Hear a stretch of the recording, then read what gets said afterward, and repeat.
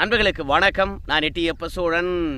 கைவிட்ட மகன்கள், கதரும் பன்னீர்செல்வம், பிளானை மாற்றிய பாஜக, பரிதவிப்பில் பன்னீர்செல்வம். யார் வேண்டுமானாலும் பன்னீர்செல்வத்துக்கு எதிராக இருந்தால் பன்னீர்செல்வம் மனம் உடைய மாட்டார். ஆனால் தான் பெற்ற 2 மகன்களே தனக்கு எதிராக இருக்கின்ற பொழுது பன்னீர்செல்வம் என்ன பண்ணுவாருங்க? தேர்தல் முடிந்த பிறகு பன்னீர்செல்வத்தினுடைய மகனுடைய செயல்பாடுகள் பன்னீர்செல்வத்துக்கு பெரிய அதிருப்தியை ஏற்படுத்தி இருக்கிறதா? நீ வாயை வச்சுன்னு சும்மா இருந்தீன்னா 4 பேருடைய பேச்சை கேட்டு நீ அதிமுகவை விட்டு வெளியே வந்து நடுத்தெருவில் நிற்கலைன்னா நாங்கள் ஏன் இன்றைக்கி அதிமுக இல்லாத ஒரு அடையாளத்தில் சுற்றி திரிய வேண்டும்? உன்னுடைய அரசியல் அனுபவமானது உன் கூட இருக்கிறவங்க நல்லவங்களா கெட்டவங்களா, அவங்களால் நாம் அதிமுகவுக்குள்ளே போக முடியுமா இல்லை அதிமுக கைப்பற்ற முடியுமா என்று தெரியாமல் இத்தனை ஆண்டு காலம் என்ன நீ அரசியல் பண்ண? கட்சி யார் பக்கம் இருக்குதுன்றது கூடமா தெரியாது. கட்சி யார் பக்கம் இருக்குதுன்னு தெரிஞ்சுக்கிட்டு அதற்கு ஏற்ற மாதிரி காய் நகர்த்தல் செய்து நீ ஒன்று கட்சியை கைப்பற்றிருக்க வேண்டும், இல்லை கட்சியில் பெரிய இடத்துல நீ இருந்திருக்க வேண்டும். ஆனால் கடைசி வரைக்கும் கூட இருக்கிறவன் எந்த பக்கம் இருக்கிறான்னு கூட தெரியாமல், இல்லை கட்சி விட்டு வெளியே வந்த பிறகு கூட இருக்கிற 4 பேருடைய நிலைமை என்ன என்பதை பற்றியும் தெரியாமல் கடைசி வரைக்கும் எடப்பாடி பழனிசாமி இடத்துல வீம்படிச்சிட்டு யாரையோ கட்சிக்கு சம்பந்தம் இல்லாதவர்களை நம்பி நீ தேர்தலில் நின்றுட்டு இன்றைக்கி எங்களை குறை சொல்கிறியா அப்படின்னு பன்னீர்செல்வம் மகன்கள் பன்னீர்செல்வத்துக்கு எதிராக பேசினா எப்படி இருக்கும்? யார் வேண்டுமானாலும் பன்னீர்செல்வம் அவர்கள் செய்தது தவறு என்று சொல்லலாம். ஆனால் கூட இருக்கிறவங்களே பன்னீர்செல்வம் அவர்கள் செய்தது தவறுன்னு சொன்னால் எப்படி இருக்கும்? எவ்வளவு பரிதவிப்பு இருக்கும்? அதுவும் இல்லாமல் நீ செஞ்ச தவறுக்கு நீ தான் அனுபவிக்க வேண்டும் என்று சொல்லிட்டு தேர்தல் வேலையே செய்யாம விட்டா எப்படி இருக்கும்? அதுதான் பன்னீர்செல்வத்துக்கு நடந்திருக்கிறது. ஒவ்வொன்றாக பார்க்கலாமா?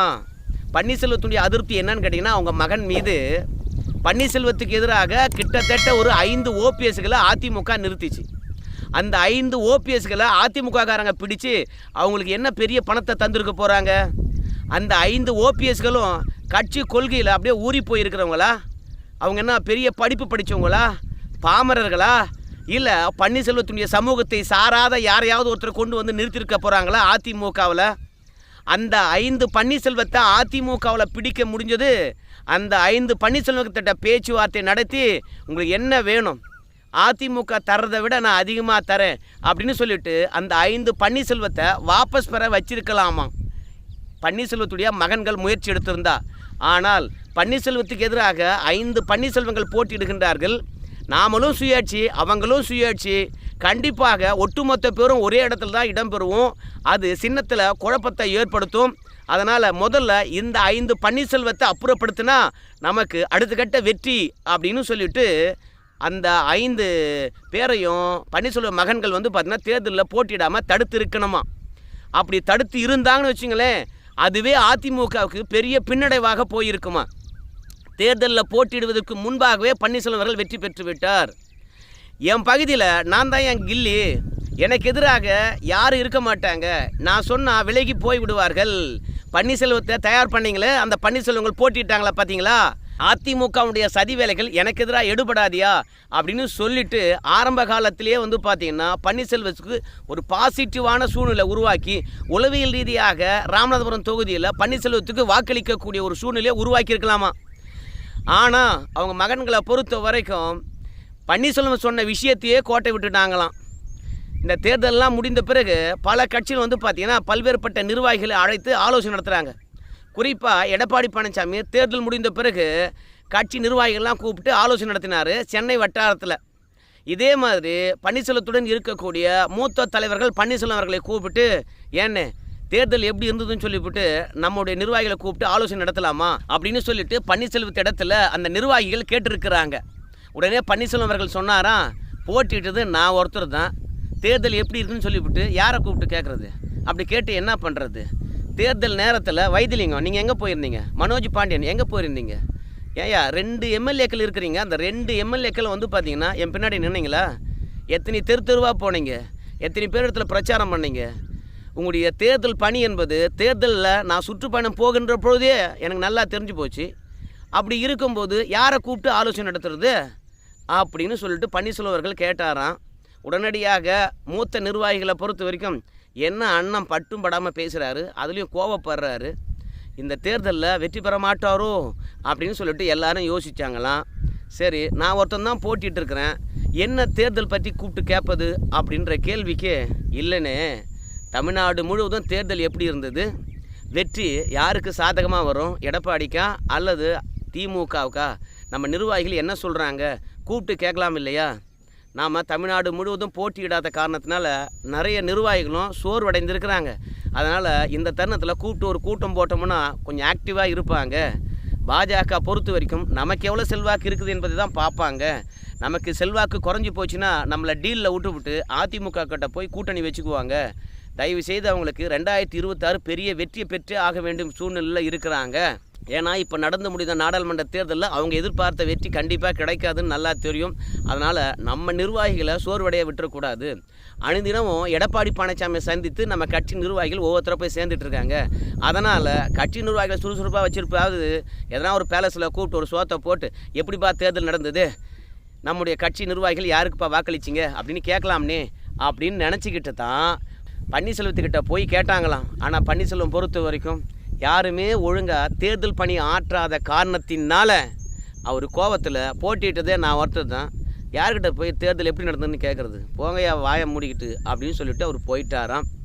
இதில் எங்கப்பா அவங்க மகனுடைய அதிருப்தி இருக்குது அப்படின்னு கேட்டிங்கன்னா, முதல்ல ஒரு விஷயம் சொன்னோமா, ரெண்டாவது விஷயந்தான் பன்னீர்செல்வத்தை பெருசாக அப்செட் ஆகியிருக்கான். முதல்ல நான் ஒரு பேனர் வைக்கிறேன் பாருங்கள், அதில் இருக்கின்ற செய்தி என்னன்றதை படித்து பாருங்களேன். நானே சொல்கிறேன், உங்களுக்கு தெரியலன்னா.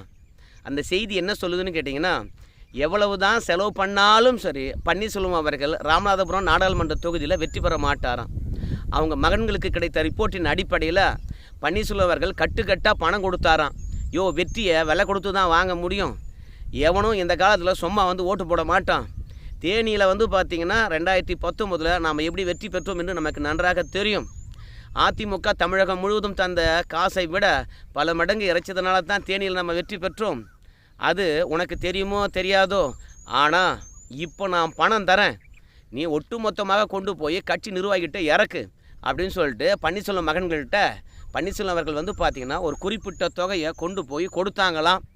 அதுலேயும் பன்னீர்செல்வம் அவர்களை பொறுத்த வரைக்கும் இந்த முறை ராமநாதபுரம் நாடாளுமன்ற தொகுதியில் இருக்கக்கூடிய அதிமுகவுடைய நிர்வாகிகள் யாரும் அதிமுகவுக்காக வாக்கு சேகரிக்க வேண்டாம், தேர்தல் நடைபெறுவதற்கு 2 நாளைக்கு முன்பாக நீங்கள் என்ன எதிர்பார்க்குறீங்களோ அத்தனையும் நான் உங்களுக்கு கவனிக்கிறேன் அப்படின்னு உறுதிமொழி அளித்திருந்தாராம். ஸோ இப்படி பல பேரையும் மடக்கி வச்சுருந்த பன்னீர்செல்வம் அவர்கள் பணத்தை கொடுத்து அவங்களுக்கெல்லாம் போய் கொடுங்க அப்படின்னு சொல்லிவிட்டு அவங்க மகன்கள்கிட்ட சொல்லியிருக்கிறாரு. அவங்க மகன்களும் பன்னீர்செல்வத்துடைய காசை எடுத்துகிட்டு போயிருக்காங்க. ஆனால் நாம் ஒன்று ஆரம்பத்தில் வட்டம் போட்டு ஒரு செய்தி தந்தோம்ல, வெற்றி பெறாத ஒரு நபருக்கு இவ்வளோ கோடிக்கணக்கான ரூபாயை செலவழிக்க வேண்டுமா? அந்த செய்தியில் என்ன இருந்தது என்று நம்ம ஏற்கனவே சொன்னோம். எவ்வளோ கோடி கொடுத்தாலும் பன்னீர்செல்வம் அவர்கள் வெற்றி பெற மாட்டார் என்ற ரிப்போர்ட் வந்தது. அதனால் உறுதியாக அவங்க 2 மகன்களும் பன்னீர்செல்வம் அவர்கள் வெற்றி பெற மாட்டார் என்று நினைத்ததனால அவங்க மகன்களுடன் சுற்றி திரிந்தவர்களுக்கு காசு கொடுத்துட்டு, இல்லை பூத்தில் யாரெல்லாம் உக்காந்தாங்களோ அவங்களுக்கெல்லாம் குறைந்த அளவில் பணத்தை கொடுத்துட்டு வேறு யாருக்குமே பார்த்திங்கன்னா பணம் கொடுக்கவே இல்லையா. ஆடா, தென் மாவட்டத்தை பொறுத்த வரைக்கும் முக்குலத்தோர் சமூகமானது அதிகமாக இருக்கிறது. எடப்பாடி பழனிசாமி இடத்துல கோஷம் போட்ட இத்தனை பேரும் இன்றைக்கி பன்னீர்செல்வம் அவர்கள் காசு கொடுக்குறாரு வாங்கன்னு சொன்ன உடனே பின்னாடி நிற்கிறானுங்க இந்த பசங்க. இவனுங்க காசு வாங்கிக்கிட்டு வேறு இடத்துல போய் ஓட்டு போடுவானுங்களா போட மாட்டானுங்களா, நமக்கே தான் ஓட்டு போடுவாங்கன்ட்டு என்ன உறுதி?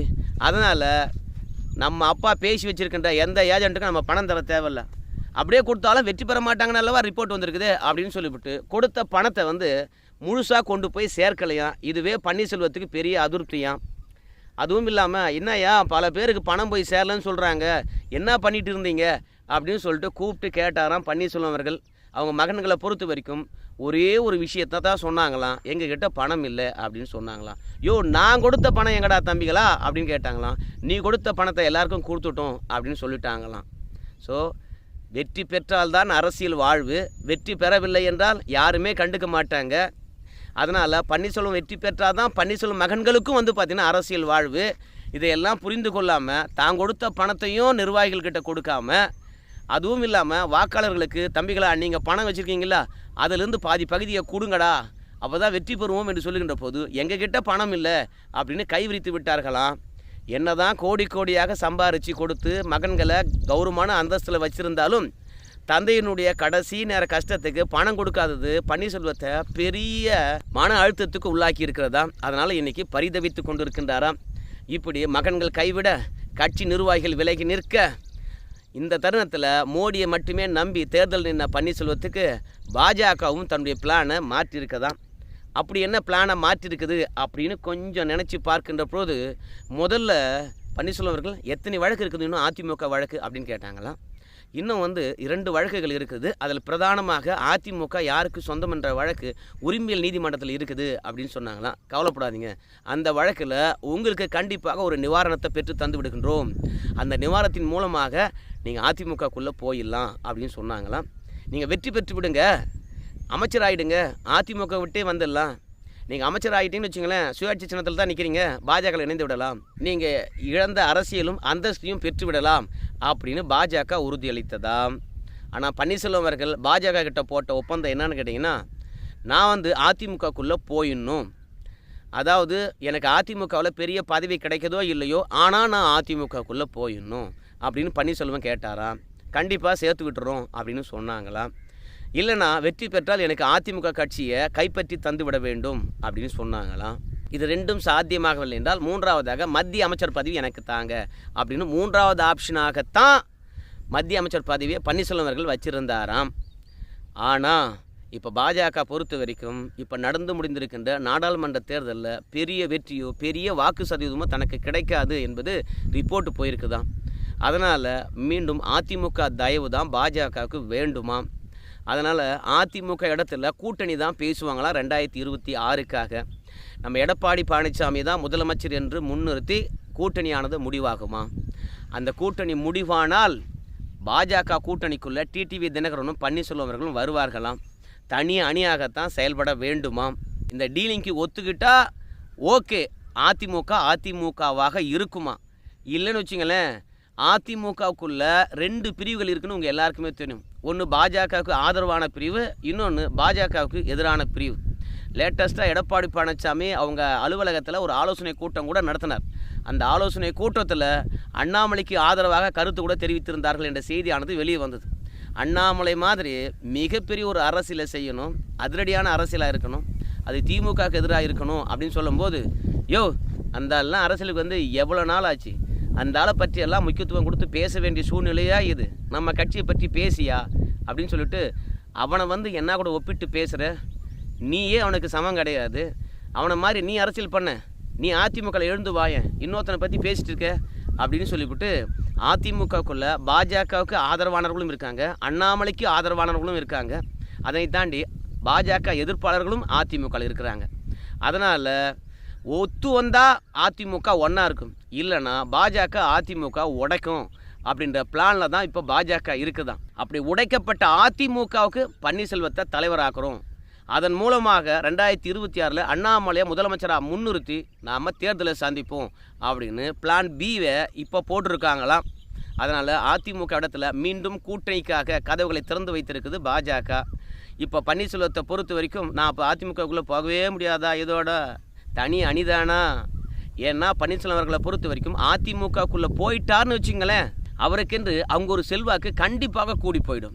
ஏன்னா அவர் அதிமுகவில் எந்த இடத்துல இருந்தார் என்று தெரியும். இன்னும் கூட எடப்பாடி பழனிசாமியை பகைத்து கொண்டு பன்னீர்செல்வத்துக்கு பின்னாடி போகணுமா, அந்த ஆள் உறுதியாக அந்த முடிவெடுக்க மாட்டானே, வந்தால் அவருக்கு ஆதரவாக இருக்கலாம் என்று சொல்லிட்டு பன்னீர்செல்வத்துக்கும் ஆதரவான ஆட்கள் அதிமுகவில் இருக்கத்தான் செய்கிறாங்க. அதனால் பன்னீர்செல்வம் அவர்களை பொறுத்த வரைக்கும் அதிமுகவில் போயிட்டா சூப்பரு. ஏன்னா எடப்பாடி பழனிசாமியுடைய அரசியல் ஆட்டமே இன்னும் ஒரு 10 வருஷம் தான் இருக்கும். இப்போவே அவருக்கு 1800 உடல்நல கோளாறு உங்கள் எல்லாருக்குமே தெரியும். கால் வலியிலேருந்து வயிற்று வலியிலேருந்து பெரிய பிரச்சனை இருக்குது. அதனால் இன்னும் அதிரடியாக 10 ஆண்டு காலம் அரசியல் செய்வார். அதற்கு பிறகு எங்கள் மகன் இடத்துல கட்சி வந்துடும். அதனால் நான் அதிமுகக்குள்ளே போகிறது தான் சரியாக இருக்கும்.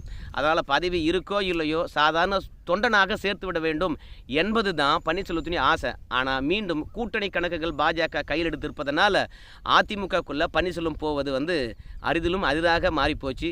மகன்கள் ஒரு பக்கம், தன்னிடம் இருக்கக்கூடிய நிர்வாகிகள் ஒரு பக்கம், நம்பியிருந்த பாஜக ஒரு பக்கம், இப்படி 3 பக்கமும் தனக்கு எதிராக இருப்பதனால பன்னீர்செல்வம் அவர்களை பொறுத்த வரைக்கும் பரிதாபத்திலும் அதோட பரிதவிப்பிலும் இருக்கின்றார். அதனால தான் நிர்வாகிகிட்டலாம் பார்த்தீங்கன்னா கடுமையாக பேசிகிட்டு இருக்கின்றாராம். சரி, பன்னீர்செல்வம் அவர்கள் வெற்றி பெறுவார்களா இல்லையா, மீண்டும் அதிமுகவில் வருவாரா இல்லைங்களா, உங்கள் கருத்தை சொல்லுங்கள். நன்றி நண்பர்கள்.